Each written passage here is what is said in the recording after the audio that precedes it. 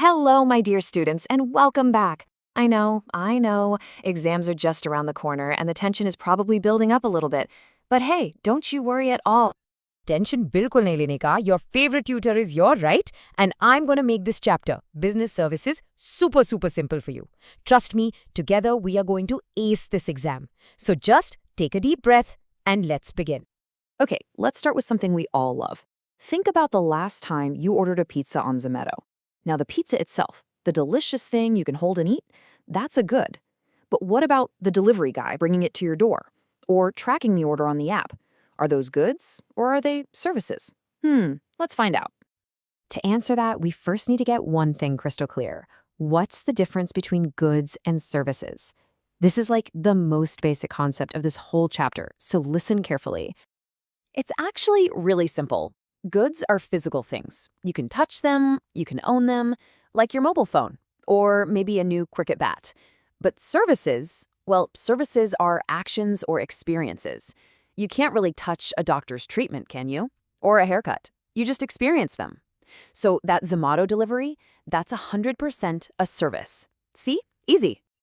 So now that we know what services are, let's dive into what makes them so unique. I like to think of these as the superpowers of services. And here they are, the 5 I's. First up, intangibility. You know this one. You can't touch them. Second, inconsistency. My haircut experience might be amazing, yours might be just okay. It's different every time. Third, inseparability. The service is created and used at the exact same time.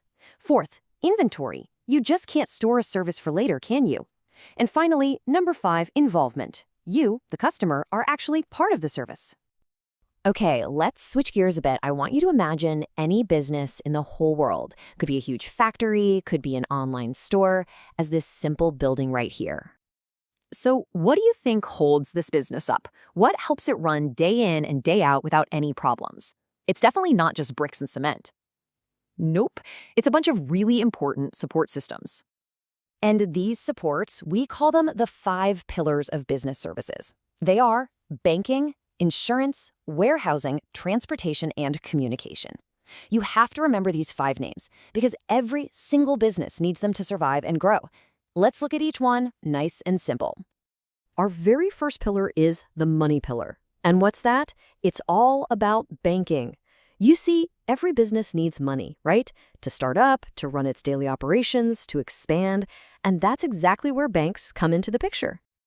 So, what do banks actually do? It's super simple. 1, they accept deposits. They keep our money safe for us. 2, they lend funds. They give out loans to businesses that need them. And 3, something you use every single day, e-banking. All those UPI payments you make on GPay or PhonePay, that's all possible because of this amazing 24/7 banking service. Moving on to pillar number 2, the safety pillar. I'm talking about insurance. You know, Beta, business is full of risks. What if there's a fire in the factory? What if goods get stolen? Well, insurance acts like a safety net, a shield that protects the business from these huge financial shocks.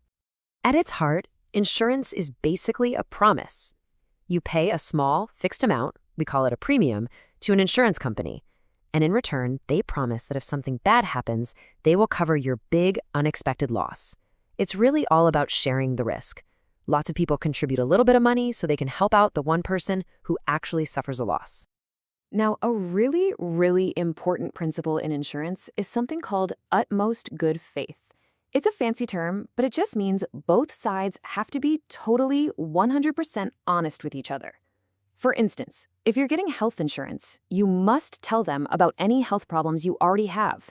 No secrets allowed. Honesty is the best policy, especially here. All right, it's time for our exam corner. Now this, my students, is a pukka question. It comes up almost every single year for 3 marks. Explain the principle of indemnity. Let's break down the perfect answer for this. Here it is. The principle of indemnity simply means that the insurance company will only pay you for the actual amount of your loss. For example, if your bike, which is worth 50,000 rupees, gets stolen, you will get exactly 50,000 rupees back, not 1 lakh. The whole idea is to bring you back to the same financial position you were in before the loss, not to make you richer. So remember this golden rule. You cannot make a profit from insurance. Let's quickly glance at this comparison table. This is super helpful. The main thing to remember is that life insurance is special. It's for protection and investment. Fire and marine insurance, on the other hand, are only for protection. And, very important, the principle of indemnity does not apply to life insurance. Why? Because you can't put a price tag on a human life, right? This table will save you in your one-mark questions. Okay, let's power through our last 3 pillars together. I like to call them the connection pillars, because that's exactly what they do. They connect the business to its suppliers and its customers. We're talking about warehousing, transportation, and communication. Now, warehousing isn't just about storing stuff in a big go-down. It does 2 other really smart things. First, consolidation, which is just collecting goods from many different places and bringing them together. And second, breaking the bulk. That means taking a huge shipment and, breaking it down into smaller parcels for individual customers. Next up is transportation. Super easy. This is all the trucks, trains, and planes that physically move the goods from the factory all the way to your house. And finally, we have communication. Think of this as the nervous system of the business. Things like email, phones, even the postal service. They help the business talk to its suppliers and, most importantly, talk to you, the customer. Phew, we've done it. We've covered the entire chapter. You guys are doing fantastic. Now for the most important part before any exam, a super quick revision. Let's make sure all these concepts are locked into your brain. If you remember just one thing from today, please remember this. The 5 pillars are banking, that's the money pillar; insurance, the safety pillar; warehousing, the storage pillar; transportation, the movement pillar; and communication, the connection pillar. Got it? Easy peasy. And here's the crucial point. None of these services can work alone. They're all part of a team. A business needs all 5 of these pillars working together perfectly to be strong and successful.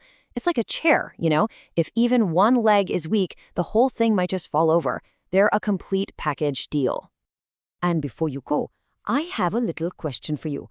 Think about a modern online company like Lenskart. Out of these 5 pillars, which one do you think is the most critical for their success? Is it their transportation or maybe communication? Let me know what you think in the comments below. I'll be reading all your answers and replying.